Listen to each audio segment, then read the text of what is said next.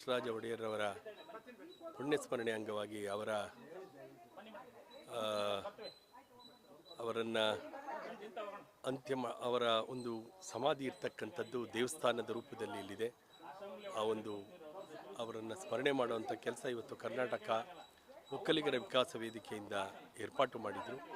ಬಹುಶಃ ಈ ದೇಶ ಕಂಡಂಥ, ಈ ನಾಡು ಕಂಡಂಥ ಮೈಸೂರು ಸಂಸ್ಥಾನವನ್ನು ಆಧುನಿಕ ಭಾರತವನ್ನಾಗಿ, ಆಧುನಿಕ ನಾಡನ್ನಾಗಿ, ರಾಮರಾಜ್ಯವನ್ನಾಗಿ ನಿರ್ಮಾಣ ಮಾಡುವ ಮೂಲಕ ಕೃಷಿ, ಶಿಕ್ಷಣ, ನೀರಾವರಿ, ಸಮಾನತೆ ಎಲ್ಲದಕ್ಕೂ ಅವಕಾಶ ಮಾಡುವ ಮೂಲಕ ಒಬ್ಬ ಶ್ರೇಷ್ಠ ಆಡಳಿತಗಾರರಾಗಿ ಮೈಸೂರಿನ ಜನಮನದಲ್ಲಿ ಶತಮಾನ ಯುಗ ಕಳೆದರೂ ನೆಲೆ ನಿಂತಹ ಮಹಾನ್ ದೈವಾಂಶ ಸಂಭೂತ ನಾಲ್ವಡಿ ಕೃಷ್ಣರಾಜ ಒಡೆಯರ್ರವರು ಅವರ ಸ್ಮರಣೆಯಲ್ಲಿ ನಾವೆಲ್ಲ ಇವತ್ತು ಪಾಲ್ಗೊಂಡಿದ್ದೇವೆ. ಇಡೀ ನಾಡು ಇವತ್ತು ಅವರ ಸ್ಮರಣೆ ಮಾಡಬೇಕು. ಇವತ್ತು ಮೈಸೂರು ಇಷ್ಟು ಸುಂದರವಾಗಿದ್ದರೆ, ಮೈಸೂರು ಸಂಸ್ಥಾನ ಇಷ್ಟೊಂದು ಕಂಗೊಳಿಸ್ತಾ ಇದ್ದರೆ, ಇಷ್ಟೊಂದು ಅಭಿವೃದ್ಧಿ ಹೊಂದಿದರೆ, ಉತ್ತಮ ಗಾಳಿ ಕುಡಿತಿದ್ರೆ, ಉತ್ತಮ ಧಾನ್ಯ ಸಂಪತ್ತು, ಸಸ್ಯ ಸಂಪತ್ತು, ಜಲ ಸಂಪತ್ತು ಈ ನಾಡಿನ ಕಂಗೊಳಿಸ್ತಾ ಇದ್ದರೆ ಅದಕ್ಕೆ ಕಾರಣರಾದವರು ನಾಲ್ವಡಿ ಕೃಷ್ಣರಾಜ ಒಡೆಯರ್ರವರು.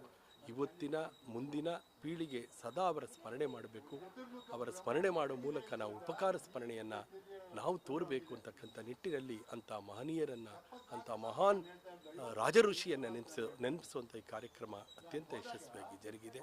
ಇವತ್ತು ನೀವೆಲ್ಲರೂ ಆ ಮಹಾನ್ ಚೇತನವನ್ನು, ಮಹಾನ್ ರಾಜಋಷಿಯನ್ನು ನೆನೆಯೋಣ, ಸ್ಮರಣೆ ಮಾಡೋಣ, ಭಕ್ತಿಯಿಂದ ನಮಿಸೋಣ. ನಮಸ್ಕಾರ.